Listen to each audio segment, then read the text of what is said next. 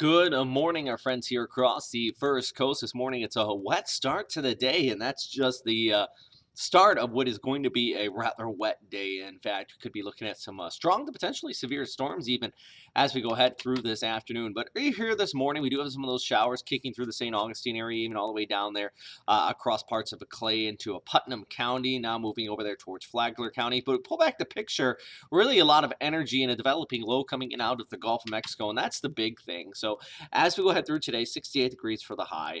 Thunder mostly is going to stay south by 10, kind of in that warmer sector of the temperatures where you have a little bit more clearing. Heading into Georgia, too much cloud cover out there today. Temperature is actually going to struggle to get out of the 50s. In fact, you see here, it's by 2 o'clock, Waycross is at 57. But look further towards the south. Palatka, Palm Coast at about 72, 76. Could be flirting in the high 70s near 80 in spots.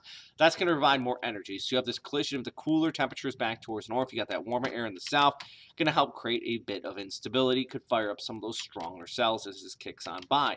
Then as we go through tonight, winds are going to start to switch in from the west, wrapping around this area of low pressure, passing over our area. So windy day here throughout the day on Sunday.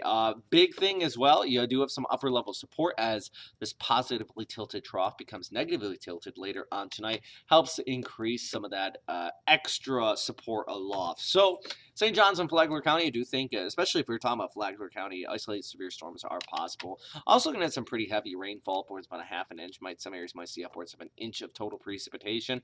Some severe storms as well over towards Clay and also into Putnam County, with the wind being the highest threat, with those gusts possibly up to 40 to 60 miles per hour. Can't rule out tornadoes today, nor flash flooding, just because that short time heavy rainfall. A little too warm for hail, in my humble opinion. But yeah, today's one of those days. Just want to be severe weather aware. Remember, severe storms still can cause problems. 60 degrees for the high on Sunday with that breezy westerly wind. Not a terrible cool down, but it is going to be rather chilly by Sunday night. Could be being back into the 40s after this area of low pressure kicks through.